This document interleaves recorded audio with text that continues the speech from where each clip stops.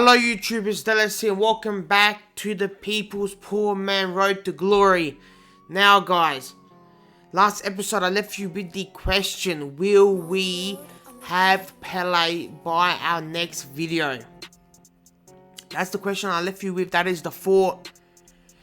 However, there is an icon in this team as you can see, but as you can see by the badge, it is not Brazilian. We boys have not bought Pele. It was sadly 200k short. And that's it, yeah. We just didn't have enough money to buy Pele. Now, in fact, that is a blessing in disguise, because what we have done here is build an absolutely phenomenal team. And we'll probably perform better than just buying Pele. And it's as simple as that. So in fact, it's turned out good. Now, I'm going to tell you who's in the squad. As you can see, I'll comment on some players, and then I'll comment further, more in-depth on players in the highlights when I show you guys that. And we'll also show you guys my custom tactics. Now, in goals, we've got Edison. He was untradeable, and I didn't have enough money to buy anyone else. And then I realized I had untradeable Edison. He turned out to be very good. He's a really good keeper, and I highly recommend him. Is he as good as Alisson? I'm not too sure, but he does pull off some amazing saves. So I'm a bit, like up in the air as who's better. But he's very good, very good. Didn't do any stupid mistakes. So yeah, he's been very good for the team. Then we have Wan-Bissaka. He's alright. He's a bit of a donkey on the ball, but defensively he's solid. I would really like that to be Kyle Walker in the near future. Then Joe Gomez, we all know him. One of the best centre backs in the game. Then we partner him with Virgil van Dijk. He's been phenomenal. Very good defender in this game, and so he should be. He's the best in the world for a reason. Then we've got Alex Telles. He's good, but I wish he was just a bit quicker, because when I show you my tactics, I do use him attackingly. He scored us 4 goals this weekend league and also 4 assists. I just wish he was a bit more attacking. That's a bit quicker. He's a bit slow. So yeah. And then we got Nainggolan. We'll get into that, but I really want to upgrade him to the rule breaker card. This card is good. I can only imagine that rule breaker card. That would be like a mini Hullet.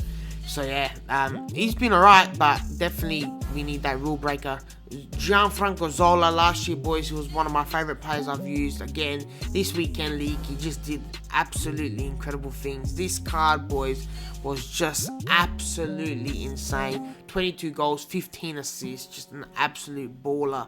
Then we got Alan, legitimately the poor man's Kante. Just ridiculous, this guy. The only thing sucks is an Evertonian. Other than that, he's a very good player. Then we got Hakimi, and you're wondering why Hakimi, but we'll get into why Hakimi. This guy played a big part in our placement this weekend. Then obviously Mbappe, best goal card, best striker in the game apart from R9 in my opinion. Unbelievable card. And then we've got Neymar, also a legal player, one of my favourite players in the world, so it's good having him in this side. Now boys, let's get into our custom tactics.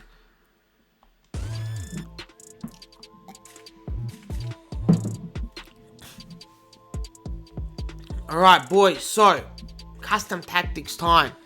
First of all, what formation are we playing in? This weekend we basically played every single game in the 4-1-2-1-2 narrow. Now this was recommended for me to play by one of my mates, and I was using a 4-2-3-1. I just changed to this, and it turned out to be extremely good decision for our FUT champs. Now, this is how we line up. We've got our defense line, then we've got Allen as our CDM, we've got Nainggolan as our left centre mid, then we've got Hakimi as our right centre mid, Neymar, Cam, Zola and Mbappe up front. Now I'll tell you why Hakimi at right centre mid very shortly.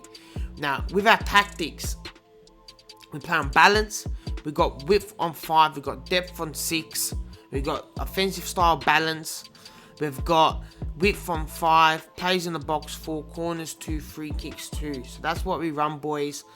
The high depth worked much better. I was playing on 4 depth, but I pushed it up to 6, and it was a bit, I got caught behind a bit.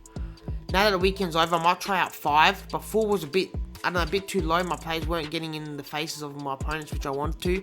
So we'll try out 5 depth, but I was playing 6 depth. But for now, I'll put it back on 5 depth and see how that goes during rivals. And then instructions. What we do is, boys, instructions is a big thing for this team. Wan-Bissaka, first of all, we got him on stay back. And then we got Alex Telles on balance. So Alex Telles gives us that extra player on that left hand side because he's going to be coming up and down that wing. Wan-Bissaka is a donkey and I just want him to stay back. So sometimes we're defending in the back three when Alex Telles is attacking. So that's how that turns out. So you have Alex Telles on balanced. Then we've got Allen on cut passing lane, stay back while attacking, and cover wing. Normally I do cover center, however I put it on cover wing, and that's really, really good because if Alex Telles leaves a gap, Allen will drift in. If Wan-Bissaka leaves a gap, Allen will drift in. He also, obviously, is going to cover the center anyway, so that's a really good instructions for him. Then we got Nainggolan on stay back, cover wing again. He's going to cover that Alex Telles side if he does run up the field. And then we've got Hakimi, boys. The master plan, the Jose Mourinho plan. We have him on get forward. We got him just literally running up and down the field. Why I like him? Because he does give us defensive and pace. So he gives us real big pace in 95. He can also defend. He can also dribble. He can also shoot a bit. So he's really, really good.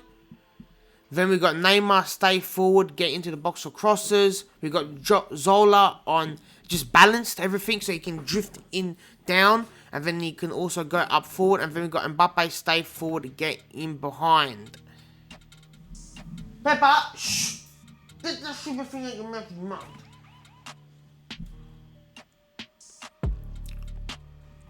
So boys, that is my tactics for the team. Now let's get into some of the highlights and let's talk about how I placed and what went good and what went bad. Alright boys, now into the highlights. We had a very, very good weekend league. It was a very enjoyable weekend league and probably one of the best and most enjoyable weekends I've had playing FIFA for a couple years now.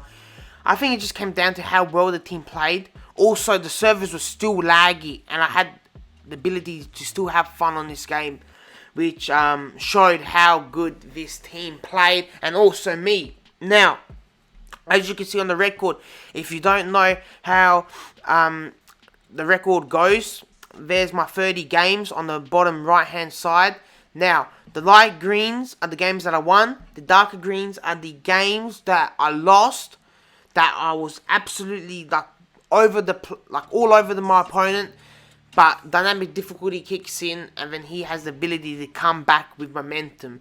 Why dynamic difficulty is in the game and sliders are in the game is, I don't know. I don't know why EA have done it. To accommodate for the casual players, yes. But why that's a thing, I don't know why. The better players should win. There should be nothing that impacts your player's performance. It should be down to the players, like whoever's using the controller's ability. My players shouldn't lose sliders and my opponents shouldn't gain sliders depending if I'm winning in later stages of each half. It just makes no sense. But it's in the game. Why it's in the game, I don't know. Everyone doesn't really know. But yeah, until that's taken out of the game, I don't care. It's as simple as that. There's no proper indication of how good a FIFA player is because literally there is momentum and scripting coded into the game to impact your players' performance throughout the game and how well they pass and how well they defend and how quick they are. It's just stupid that it's in the game. But anyway, yeah, those are the darker greens. And without that, boys, we could be looking for an elite placement. And we definitely did play it. We're an established Div 1 player as well. Over 2,000 skill rating. So that's where we should be. But again, dynamic difficulty, scripting, what can you do? You lose games that you literally do not deserve to lose. Now, the first 10 games is very, very interesting. Game number 2, I won. But that game, I played against an opponent. And we're going to come back to dynamic difficulty. I played against an opponent who was probably one of the best FIFA players that I've versed. The game was so tight, boys. 1-1. Very, very tense. He was a great player. We both defended well. We both had some good attacking chances. However, we could not literally split who deserved to win that game. And ideally, that should have went to penalties. And then obviously if it wasn't extra time, that should have been the draw, because that's how tight that game was. All of a sudden, I score a goal.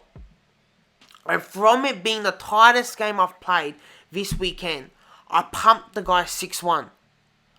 Tell me, like, dynamic difficulty went my way that game.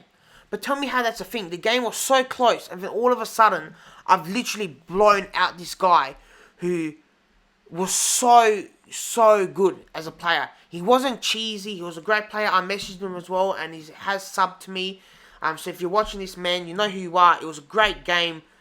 It's just dynamic difficulty. It's just ridiculous how I go from 1-1 to such a tight game to like me thinking, alright, this guy is really good here. And then me just pumping him at 6-1 in literally 15 minutes at the end of the game. It's just stupid. And how it's a thing, I don't know, but it is. And it's just ridiculous. Why it's in the game, I don't know. And this year, boys, whew, man, dynamic difficulty is alive. And it is alive and kicking, that is for sure. And that's why I think about it this way. I put those dark green games as, you know, I've won the game. I can't do anything about it. It's coded in the game for my opponent to be, to have an advantage and be able to get back into the game. And without that, I win that game. You win that game as well if your opponent doesn't have dynamic difficulty as well. So, you know, that's it. And that way, it's made me have a better mindset. It's made me enjoy Weekend League. It is what it is. It's in the game. It's coded in the game. His players get extra sliders if you're winning towards the end of each half. And there's nothing that you can do about it, boys. So, you know, to not ruin your Weekend League, just don't think about it as a loss. That's what I've done. I've cleared my mindset. And I've been able to place better in my other games. Because I'm not just bogged down as to, you know, after that game that I lose that I shouldn't. I'm thinking, wow, I shouldn't have lost that game. How do I lose? And just being, like, just angry and annoyed. And then going into the next game, just losing my mind. And that game also costed me like 2-3 games in a row from a game that I shouldn't lose. So that's how I've kept my mindset, and it's obviously paid off the last couple of weeks as we're slowly improving our placements. Now, also, as I said, our first 10 games are very interesting. Game number 9, because you're seeing I can still place goal 1, but why didn't I play my last couple of games? Game number 9, boys, I was 5-1 up. 5-1 up. I've just scored a goal with Virgil van Dijk. I'm busting out Virgil van Dijk's song. My PlayStation 5 switches off. It switches off. There was a software error or something like that, and it switched off. And I lose the game. I have a PlayStation 5 and this dumb donkey console switches off. My PS4, I ran it like a legitimate mule, and it never switched off. It never had any errors. Nothing. Day 1 edition PS4. And I come with the PS5 and it switched off mid-game when I'm leading 5-1. So that's not a loss. And with that winning, boys, we could have made goal 1. So it's as simple as that. It's a sad thing, but it better not be happening a regular occurrence in weekend leagues throughout this year, because I'll definitely not be a happy person.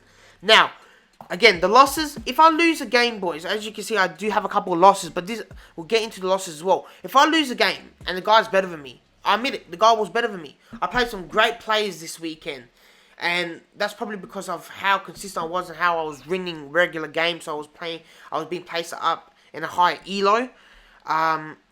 So yeah, I played some great players and they beat me, and as easy as that, those games, the guys beat me, and that's why I'm saying, like, I put in the record, they've won. So those games, it's just about us being more switched on defensively, us taking our chances. There were some losses that, yeah, the guy was better than me, but if I did take my couple of chances early on, could have been a different story.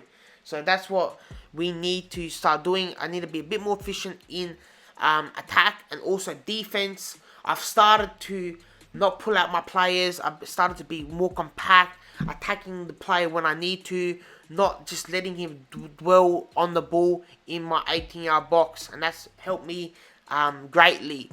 Now, boys, as you can see, we didn't go through a lot of rough patches. We have a lot of greens. And the most losses we did were 3 losses in a row, which is a big improvement, boys. Big improvement. And it's only up from here, boys. The team is great. The first improvement I want to do is get that rule breakers 9 golden. How we're going to do it, I'm not too sure. we have secured rank 1 Div 1 rewards.